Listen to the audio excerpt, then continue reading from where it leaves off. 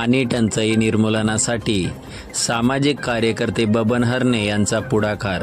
सध्या लोकसभा निवडणुकीचा धुराळा सर्वत्र उडालेला असताना दरवर्षी महाराष्ट्राला जाणवणाऱ्या मे महिन्यातील पाणी टंचाईकडे सर्वच राजकीय पक्षांचे दुर्लक्ष होत असल्याचा आरोप होत आहे। धरणांचा तालुका म्हणून ओळख असलेल्या शहापूर तालुका देखील यातून वाचलेला नाही।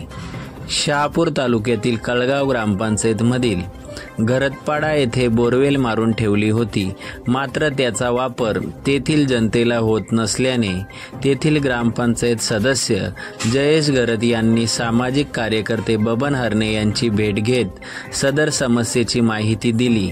बबन हरणे यांनी याची तात्काळ दखल घेऊन स्वखर्चाने लघुनळ योजना सुरू करून दिली।